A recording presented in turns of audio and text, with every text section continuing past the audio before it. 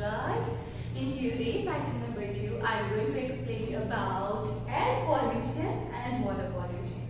Right? Then after I am going to explain about causes of air pollution, prevention of air pollution, then after water pollution, causes of water pollution and prevention of water pollution. Right? But before I start explanation about all these topics, let me revise all the things about last sessions. कि हम लोगों ने last session में क्या किया था? I explained you vocabulary words and meanings, right? फटाफट एक बार रिवाइज कर लेते हैं, okay? Number 1, environment. Number 2, smoke. Number 3, pollution. Number 4, biodegradable. Number 5, spills. Number 6, disposal. Number 7, crackers. Number 8, headache. Number 9, pesticides. Number 10, degradation. Number 11, fertilizers. Number 12, microorganisms. Number 13, fumes. Number 14, garbage. And number 15, monuments. Done? So, now, next one, meanings. Number 1, air pollution. The addition of harmful and undesirable substances to air is called pollution. Number 2, water pollution. Addition of harmful and unwanted substances to water is called water pollution. Number 3, biodegradable. Waste from plant and animal sources are called biodegradable waste. Number 4, non-biodegradable. Waste such as glass and plastic are called non-biodegradable waste. Number 5, noise pollution. Excessive and continuous noise is called noise pollution. Done? So now let's begin today's topic number 1, air pollution. The environment gets dirty due to the addition of unwanted and harmful substances. हमारा आजू-बाजू का surrounding area मतलब environment वो किसके through dirty हो जाता है, तो हम क्या अनवांटेड थिंग्स मतलब सारे के सारे गार्बेज होता है, कचरा होता है, क्रैकर्स मतलब कोई भी चीज हम खाते हैं उसका जो गुजराती में कहते हैं बड़ी कुआ प्लास्टिक उसको क्या बोलते हैं, क्रैकर्स। ये सारी की सारी चीजें हम क्या करते हैं, हम आजू बाजू के सराउंडिंग में थ्रो कर देते हैं, right? But that is not good for our environment. हमारे एनवायरनमेंट के लिए बिल्कुल भी सही नहीं है और अच्छा भी नहीं है। तो हमें क्या करना चाहिए, ये एनवायरनमेंट हमारा डर्टी हो जाता है तो हमें ये सारी की सारी चीजें करनी बंद कर देनी चाहिए। The addition of unwanted and harmful substances to the environment is called pollution. जो चीजें हमारे एनवायरनमेंट को खराब करती है उसको हम क्या बोलेंगे, सिंपली पॉल्यूशन। इसमें सारी की सारी चीजें जो एनवायरनमेंट को खराब करती है, सारी की सारी चीज जो होती है उससे क्या फैलता है, पॉल्यूशन फैलता है, right? Now air pollution. The addition of harmful and undesirable substances to air is called air pollution. Air pollution मतलब कि हवा। जो पॉल्यूशन हवा में ऐड हो जाता है, जो अनडिजायरेबल सब्सटेंसेस है जो एयर में ऐड हो जाते हैं उससे क्या होता है, एयर पॉल्यूशन होता है। क्या होता है किड्स, एयर पॉल्यूशन। खराब चीज एयर में मिक्स हो जाती है जिसके थ्रू पॉल्यूशन बढ़ता है। जो एयर में पॉल्यूशन बढ़ता है उसको क्या बोलते हैं, air pollution. Air pollution may cause diseases such as lungs cancer and asthma. Kids, आपको पता है एयर पॉल्यूशन के थ्रू हमें बहुत सारे डिसीजेस भी हो सकती है, जैसे कि लंग्स कैंसर हो सकता है, अस्थमा हो सकता है, बिकॉज हम जो एयर ब्रीथ करते हैं वो हमारे एनवायरनमेंट हमारे एटमॉस्फेयर में से ही हम ब्रीथ करते हैं कि नहीं करते। अगर वो एयर डर्टी हो गई है, खराब हो गई है, जिसमें ऑलरेडी बहुत सारा पॉल्यूशन ऐड हो गया है, वही एयर को हम ब्रीथ करेंगे तो बट नेचुरली हमारे ऑर्गन्स जो है वो खराब होना स्टार्ट हो जाएंगे, right?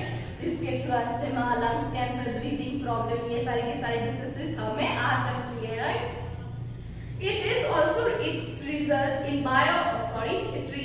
in global warming and acid rain. इससे क्या होता है किड्स कि हमारा ग्लोबल वार्मिंग हो जाता है और एसिड रेन के भी चांसेस होते हैं। कि आपको एसिड रेन का फॉर्मेशन पता है?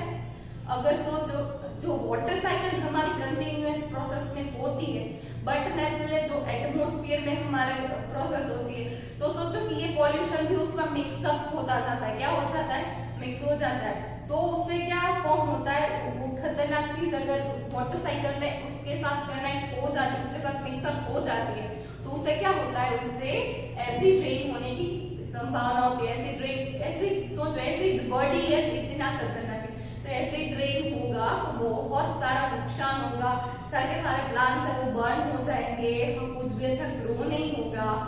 हमारे ह्यूमन बींग्स के लिए, एनिमल्स के लिए, सारे सब के लिए एसिड रेन बहुत ही खतरनाक होती है। ग्लोबल वार्मिंग क्या होता है कि एक अर्थ का जो टेम्परेचर होता है जो मेंटेन करना होता है, अगर वो नहीं मेंटेन होता है तो मतलब धीरे धीरे ग्लोब जो होता है वो खत्म हो जाने वाला होता है। जैसे कि आइस जो होता है बहुत सालों से जमा पड़ा होता है वो पिघलना, मेल्ट होना स्टार्ट कर देता है। ऐसी बहुत सारी चीजों से ग्लोबल वार्मिंग हो जाती है, right.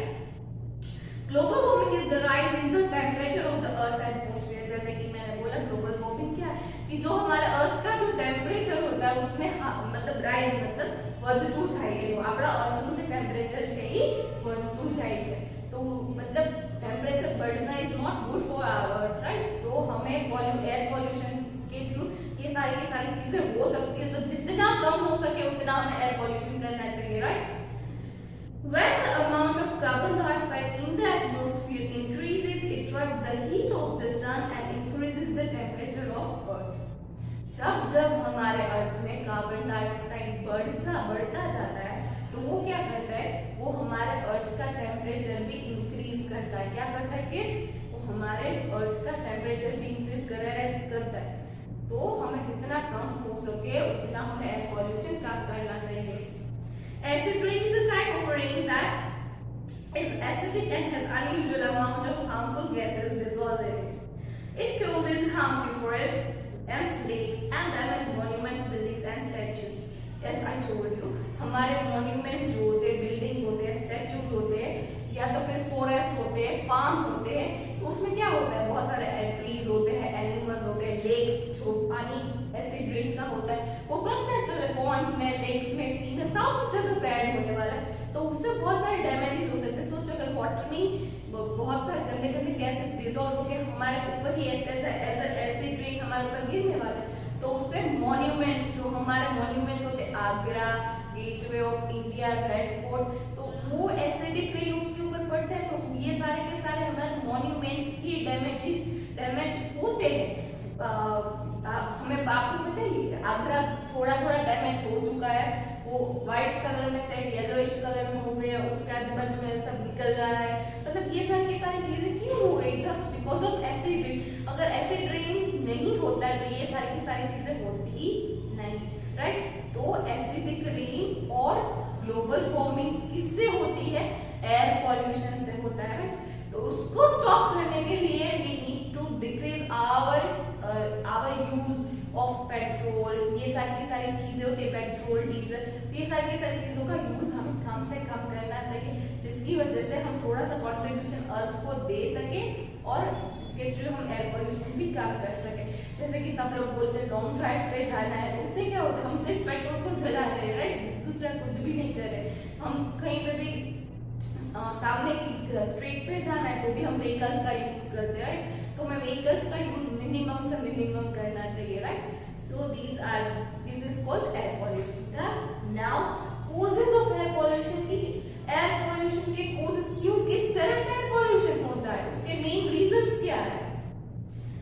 Some sources of air pollution are as follows. Number 1, smoke and harmful gases released from vehicles and factories. Harmful gases जो होते हैं वो हमारे व्हीकल से रिलीज होके कहाँ पे जाते हैं, एटमॉस्फेयर में जाते हैं। बट नेचुरल ऐसी बहुत सारी फैक्ट्रीज है जो हार्मफुल गैसेस रिलीज करती है, right.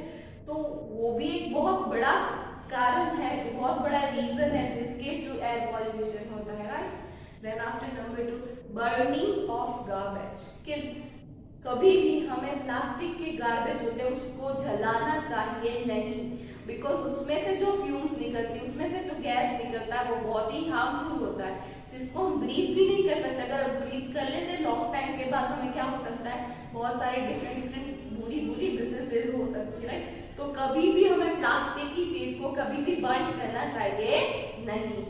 Now number 3, cutting down of trees on a large scale. कभी भी लार्ज स्केल मतलब बहुत बड़ी अमाउंट में we are not suppose to cut the trees, because trees जो है वो हमारी एयर पॉल्यूशन को कंट्रोल करने में हेल्प करता है, because it absorbs carbon dioxide and releases oxygen, और हमारा आजू बाजू की जो एयर होती है उसको भी प्योरीफाई करता है, राइट। तो अगर हम लार्ज नंबर में बहुत सारे ट्रीज को कट करते हैं तो क्या होगा कि वो ये सारी की सारी फैसिलिटीज जो हमें ट्रीज देते हैं वो नहीं दे पाएंगे और उससे ज्यादा से ज्यादा पॉल्यूशन होगा और कोई भी एयर भी प्योरीफाई नहीं होगी तो बहुत बड़ा डैमेज हो सकता है, राइट।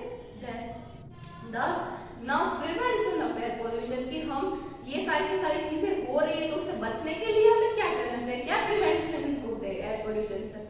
चलो number 1, factories should filter the smoke before it is released into the air। Factories में से जो गंदे गंदे पोल्यूशन होते हैं जो वो लोग रिलीज करते हैं उसको क्या करना है, उसको एक ही चीज करनी है, वो जो पोल्यूशन होता है एयर पोल्यूशन होता है जो स्मोक जो रिलीज करने वाले होते हैं उस स्मोक को उन लोगों को एक बार फिल्टर कर देना चाहिए। क्या कर देना चाहिए किड्स, उसको फिल्टर कर देंगे तो जितना हार्म एयर को होगा उससे 50% कम होगा, राइट। तो कोई भी फैक्ट्रीज होती है जो स्मोक रिलीज करने वाली होती है उससे पहले उसको क्या कर देना चाहिए, उसको सारा का सारा स्मोक होता है उसको फिल्टर कर देना चाहिए, राइट।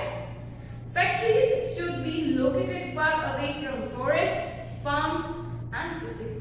और फैक्ट्रीज जिसकी स्मोक रिलीज करती है ऐसी कोई भी फैक्ट्रीज है तो उसको एक चीज ध्यान रखनी है कि उसकी जो फैक्ट्रीज होती है उनको सिटीज के बाहर होनी चाहिए, फॉरेस्ट के आजू बाजू में नहीं होनी चाहिए और कहीं पे भी फार्म्स है उसके आजू बाजू में भी ये खतरनाक वाली फैक्ट्रीज नहीं होनी चाहिए, राइट। उससे क्या होता है कि ये सारी की सारी चीजें जो होती है वो डैमेज हो जाती है अर्थ में, जो हमारे प्लांट्स ग्रो होते हैं फॉरेस्ट में उससे उसमें फॉरेस्ट में भी एनिमल्स रहते हैं और सारे के सारे नेचुरल थिंग्स बहुत ज्यादा होती है तो उसको डैमेज हो सकता है, तो ये सारी की सारी चीजें we are supposed to keep it in our mind कि दैट कि अगर ये सारी की सारी फैक्ट्रीज है तो ये इन चीजों से दूर उसको डेवलप करनी है, right.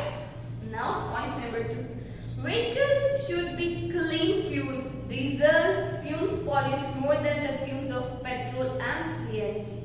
Public transport should be made more efficient। कि vehicles में जो फ्यूल हम डालते हैं वो क्या होना चाहिए, वो एक क्लीन फ्यूल हमें यूज करना है ताकि कम से कम उसका स्मोक निकले, right. Diesel fumes pollute more than the fumes of petrol and CNG।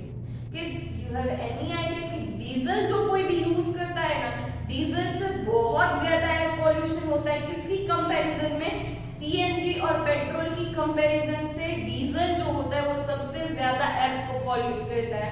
तो हमें डीजल का मिनिमम से मिनिमम यूज करना है, राइट। अगर कोई यूज करता है तो उसको आप नॉलेज दो कि एयर पॉल्यूशन करता है डीजल तो हमें उसका यूज कम करना है, we need to use its alternate कि हम पेट्रोल का यूज करें और कम से कम एयर पॉल्यूशन करें, ओके।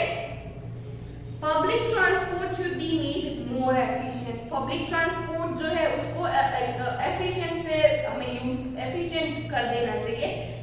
एफिशिएंट क्यों, क्योंकि एफिशिएंट कर देंगे तो वो भी कम से कम एयर पॉल्यूट करेगा और एक टाइम पे एफिशिएंट होने की वजह से सब कुछ फटाफट भी हो जाएगा, right. Now last one, cutting of large and mature trees must be avoided. जो बड़े बड़े ट्रीज होते हैं जिसके रूट्स डेप्थ में उतरे हुए होते हैं, मतलब मैच्योर हो गए होते हैं, ट्रीज बड़े हो गए होते हैं, हमें उसको अवॉइड करना है कट करने से। हमें बिल्कुल भी उसको कट नहीं करना है। अगर वो कट कर देंगे तो वो जो सारे के सारे बेनिफिट्स देता है वो नहीं देगा और उस वजह से ज्यादा एयर पॉल्यूशन होगा। तो we are supposed to avoid cutting mature trees, right. Trees help the environment by absorbing carbon dioxide through their leaves, thus preventing global warming। कि leaves का क्या काम है कि वो कार्बन डाइऑक्साइड को एब्जॉर्ब करता है। कार्बन डाइऑक्साइड अगर बढ़ता है हमारे एटमॉस्फेयर में, एनवायरनमेंट में, तो क्या होता है, टेम्परेचर बढ़ जाता है और ग्लोबल वार्मिंग स्टार्ट हो जाता है, राइट। पर ट्रीज का क्या काम है, कार्बन डाइऑक्साइड को एब्जॉर्ब करता है, ऑक्सीजन को रिलीज करता है। तो कार्बन डाइऑक्साइड हमारे एटमॉस्फेयर में कम से कम अमाउंट में होगा तो टेम्परेचर भी मेंटेन रहेगा और ग्लोबल वार्मिंग भी नहीं होगा, right. So these are the things we need to keep it in our mind and need to help to prevent air pollution, right. कि हमें एयर पॉल्यूशन को प्रिवेंट करना है, क्लियर। चलो, here we completed our air pollution. Now let's begin water pollution. Water pollution में result in the following. Water pollution किस तरह से होता है किड्स, क्यों होता है, किस तरह से होता है, we have no idea. Water becomes unsuitable for drinking for animals and human beings. एक water pollution मतलब क्या, कि एक ऐसा पानी जो नॉर्मल ह्यूमन बींग्स, एनिमल्स और मतलब कोई भी लिविंग थिंग हो जिसके लिए वो पानी अनसूटेबल है, मतलब वो it's kind of a poison, वो पॉइजन जैसा हो जाता है, तो ये वो पानी हम बिल्कुल भी पी नहीं सकते। क्यों, क्योंकि उसमें वाटर जो है वो पॉल्यूट हो चुका है। Fish living in the polluted water get poisoned. When human beings consume this fish, the poison reaches their bodies too. सोचो कि हम लोग वेजिटेरियन है, ऐसे नॉन वेजिटेरियंस जो होते हैं वो डेफिनेटली फिशेस या तो फिर कोई भी नॉन वेज थिंग्स खाते, राइट। तो कोई भी वाटर बॉडीज में एनिमल्स रहते हैं, फिश, क्रैब्स, ये सारे के सारे एनिमल्स जो थे, जो वो सोचो कि पानी में अगर पॉइजन जा चुका है तो बट नेचुरल फिश पानी में ही रहती है, तो फिश के अंदर पॉइजन आ जाएगा। वही सेम फिश कोई भी ह्यूमन बीइंग कंज्यूम कर खा रहा है, राइट, तो क्या होगा, वो पॉइजन ह्यूमन बीइंग के स्टमक में जाएगा और वो पॉइजन उसको भी हार्म करेगा। तो इट्स अ लॉन्ग चेन, हमारे पास ही ये सब कुछ आता है। वाटर पॉल्यूट भी हम करते हैं और फिर बाद में फिश को खाते भी हम पॉइजनस फिश, तो वो हमारे बॉडी को वही डैमेज करती है, right. Polluted water sits down and reaches the groundwater. It makes the water of wells and handpumps unfit for drinking. Kids, as we all know, polluted water जो होता है वो कहीं ना कहीं तो जाने ही वाला होता है। बाद में क्या होता है कि वो polluted water जो है वो लैंड के अंदर समा जाता है, सिप हो जाता है, राइट। वो कहाँ पे जाता है polluted water सिप होके, नीचे, सबसे लैंड के नीचे। तो हैंडपम्प्स એટલે કે ડંકીનું પાણી છે, ગ્રાઉન્ડ વોટર છે, वो पानी हमें कहाँ से मिलता है, डीप वेल का पानी, वो ग्राउंड में से मिलता है। तो ये जो डर्टी वाटर है वो सिप हो गया है, तो बट नेचुरली जो हम हैंडपंप से ग्राउंड वाटर से जो पानी निकालने वाले हैं तो वो हमें डर्टी ही मिलेगा, डर्टी मिलेगा, गंदा मिलेगा, तो हम बीमार पड़ेंगे, हमें कुछ भी अच्छा रहेगा नहीं, राइट। तो ये सारी चीजें घूम फिर के हमारे पास आने वाली है। Then after causes of water pollution, की वाटर पॉल्यूशन किस तरह से होता है। Number 1, untreated domestic waste thrown into nearby rivers. Domestic waste can be biodegradable or non-biodegradable. Untreated domestic waste जो होते हैं, मतलब उसको साफ किए बिना गंदे जो वेस्ट प्रोडक्ट्स होते हैं वो पानी में फेंकते। बड़ी फैक्ट्रीज होती है कलर वाली की, कुछ भी, वो भी गंदा जो कचरा है वो डायरेक्टली पानी में जाने देते हैं, राइट। तो उससे क्या होता है, वाटर पॉल्यूशन होता है। Now kids, there are two types of waste. One is biodegradable and another one is non-biodegradable. Biodegradable जो ऐसा कचरा जो प्लांट्स और एनिमल्स से होता है, और non-biodegradable मतलब प्लास्टिक वाला कचरा, right. Waste from plant and animal sources are biodegradable. Such waste can be decomposed with the help of microorganisms. जो बायोडिग्रेडेबल कचरा होता है वो इसको हम इजीली डिकम्पोज कर सकते हैं, उसमें माइक्रो ऑर्गेनिजम्स ऐड करके, माइक्रो ऑर्गेनिजम्स को डालते हैं तो वो खा जाते हैं और उसको इजीली डिकम्पोज हो जाता है। Waste such as glass and plastic are not biodegradable. Such waste cannot be decomposed by microorganisms. सोचो कि खाने की चीज होती है, इस वजह से वो माइक्रो ऑर्गेनिजम्स खा जाते हैं, वो एनवायरनमेंट में कोई भी हार्म होता नहीं। बट नॉन बायोडिग्रेडेबल वेस्ट होता है वो तो माइक्रो ऑर्गेनिजम्स नहीं खाते, तो उस वजह से क्या होता है, एनवायरनमेंट में नुकसान हो जाता है और हमें अफेक्ट करता है, right. Solid waste dumped into rivers. Solid waste जैसे कि बॉटल, प्लास्टिक के कोई भी चीज, ये सारी सॉलिड कोई भी वेस्ट हो वो भी पानी में डाल देते हैं। क्यों, हमारे घर पे कचरे डस्टबिन, हमारे घर पे हम कचरा डालते नहीं डालते, तो वो भी एक पानी है, उसमें हमें क्यों डालना है सॉलिड वेस्ट या कुछ भी। Untreated industrial waste water released into river and lakes. ऐसी बहुत सारी फैक्ट्रीज होती है जैसे कलर की, क्लॉथ में कलर करने की, मतलब लॉट्स ऑफ, तो वो क्या करती है, वो जो अनट्रीटेड कलर्स होते हैं उसके जो मतलब गंदा जो पानी वाला लिक्विड कचरा रहता है वो डायरेक्टली पानी में रिलीज कर देते हैं, तो उसकी वजह से पानी में पॉइजन आ सकता है, डैमेज, कोई भी एनिमल्स है उसमें भी पॉइजन आ सकता है, मतलब बहुत सारे डैमेज हो सकता है, right.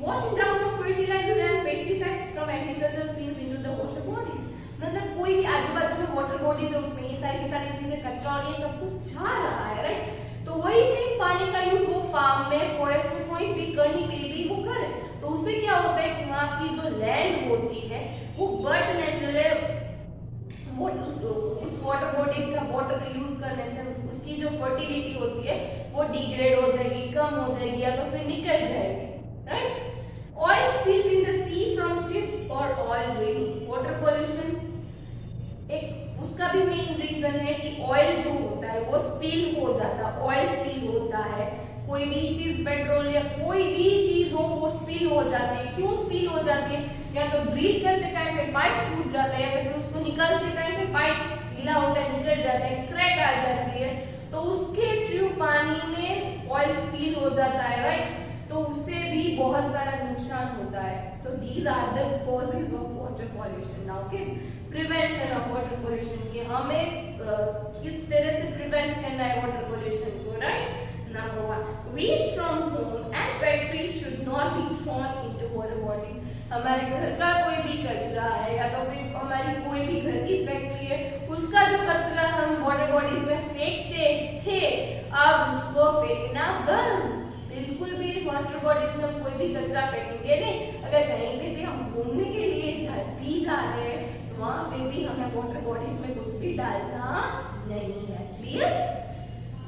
Oil spills should be avoided. Oil जो स्पिल करता है वो अवॉइड करना है, मतलब ट्रांसपोर्ट से हो रहा है तो we are suppose to be more careful कि ये सारी चीजें अगेन ना हो। So from these way we can prevent water pollution, right. So kids, here we completed water pollution. I hope so you understand air pollution and water pollution. और ये दोनों समझने के बाद हम एयर pollution भी कम करेंगे और water pollution भी कम करेंगे, right? So kids, here we completed our session number 2. Now in session number 3, I am going to explain you about land pollution and noise pollution. Okay? So be prepared. And kids, I have shared a PDF with you. Try to solve it by your own self. Okay? If you like my video, like it. Until next